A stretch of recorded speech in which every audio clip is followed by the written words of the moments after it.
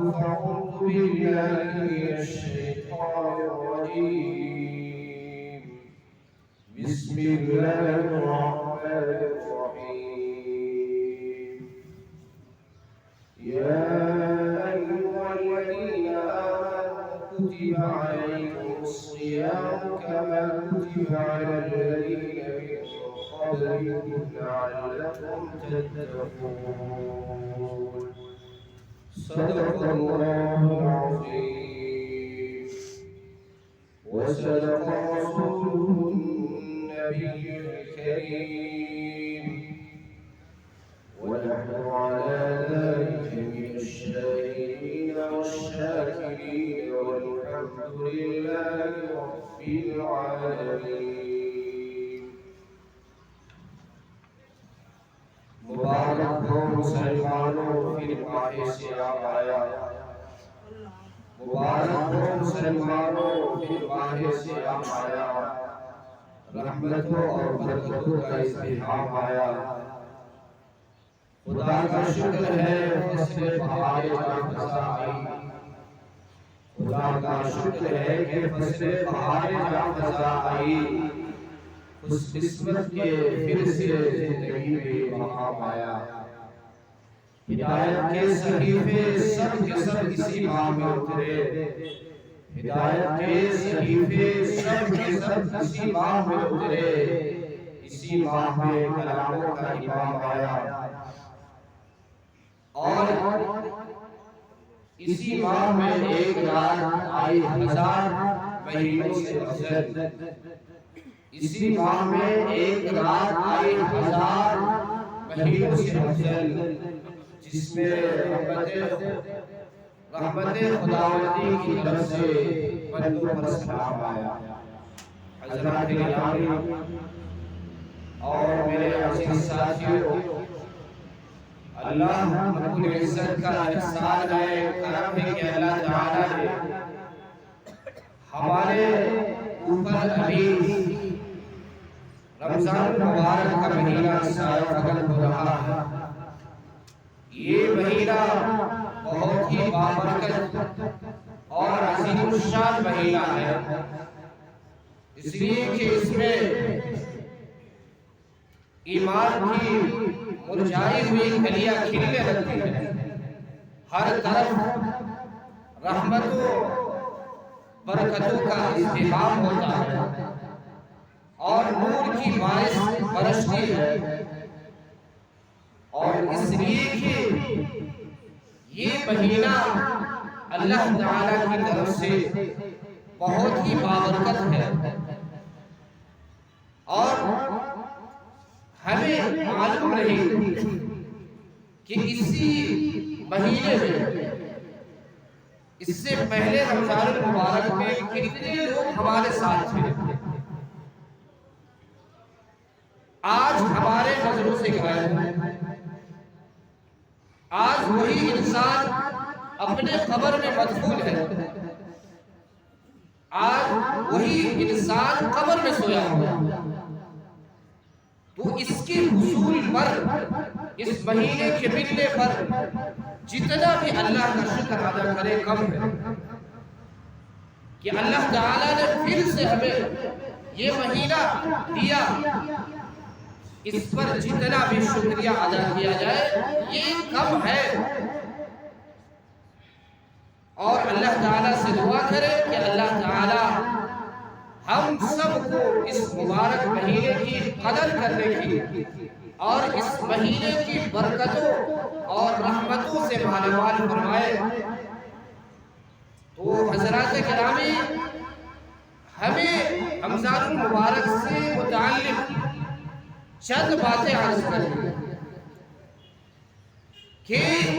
سب سے پہلی بات یہ ہے کہ یہ روزہ جو رکھتے ہیں اس کی تاریخ کیا ہے یہ رمضان المبارک کا روزہ اس کی کوئی تاریخ ہوگی تو حضرت آدم علیہ السلام سے لے کر خاتم النبیین جناب محمد رسول اللہ صلی اللہ علیہ وسلم تک روزے کا وجود کسی نہ کسی شکل میں ملتا ہے، اور دنیا کے تمام مذاہب کے اندر، خواہ آسمانی ہو یا دنیاوی مذاہب، سب کے اندر روزے کا وجود کسی نہ کسی شکل میں ملتا ہے۔ اور خود اللہ تعالیٰ نے قرآن میں فرما دیا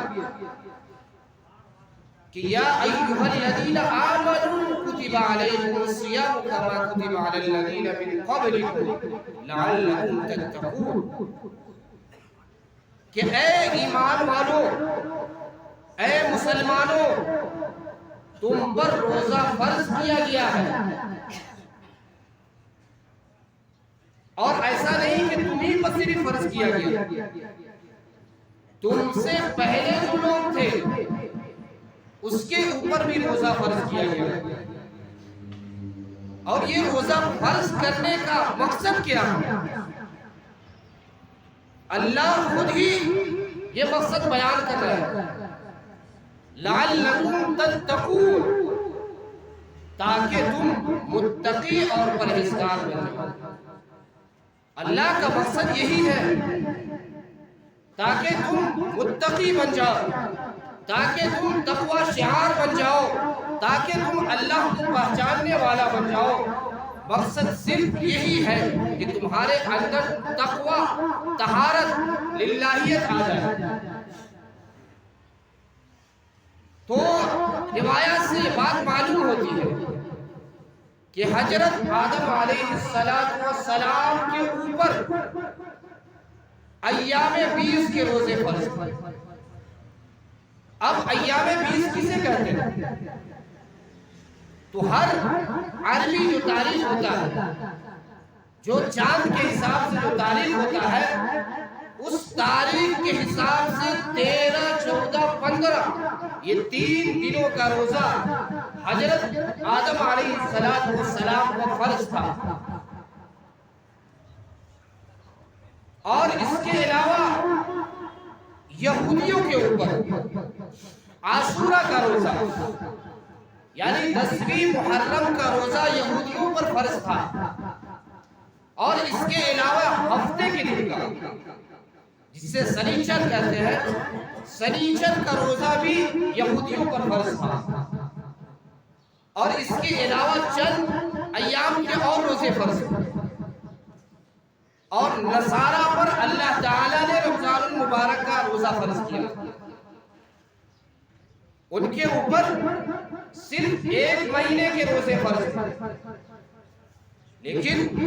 انہوں نے اپنے اوپر زیادتی کیا۔ وہ اس طریقے پر کہ اس زمانے میں کوئی اس کا بادشاہ بیمار ہوا، اور ان کے رعایا نے، ان کے ماتحت رہنے والوں نے یہ نظر مانی کہ اگر اس بادشاہ کو، ہمارے اس حاکم کو اگر شفا ہو جاتی ہے، اگر اللہ کی طرف سے ان کو صحت مل جاتی ہے، تو ہم اس کے شکرانے میں 10 اور روزہ رکھیں گے۔ یہی نہیں، صرف 1 سال نہیں، 30 کی جگہ اب 40 ہر سال رکھیں گے۔ تو اس طرح انہوں نے اپنے اوپر 40 روزے فرض کیے۔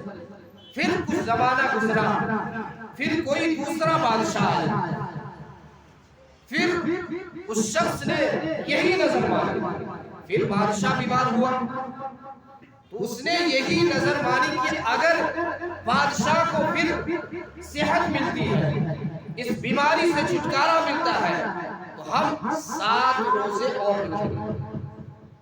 7 روزے اور رکھیں گے۔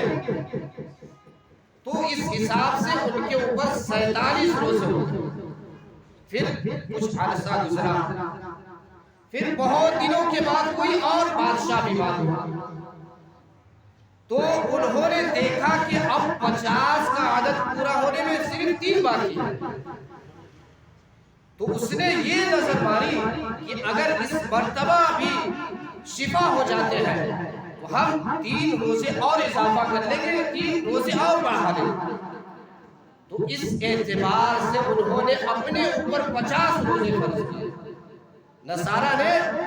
اپنے اوپر 50 روزے فرض کیے تھے. اللہ نے صرف 1 ماہ کا روزہ فرض کیا تھا، لیکن اس نے اپنے اوپر زیادتی کر کے 50 روزے فرض کیے. اور بعض صحابہ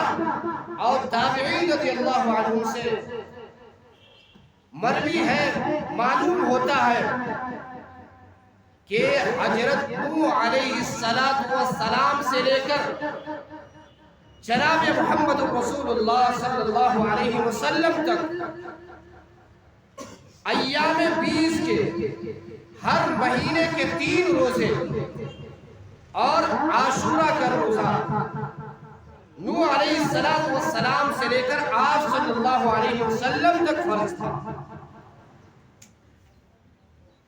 اور رمضان المبارک کے روزے فرض ہونے کے بعد یہ روزہ منسوخ ہو گیا، ختم ہو گیا.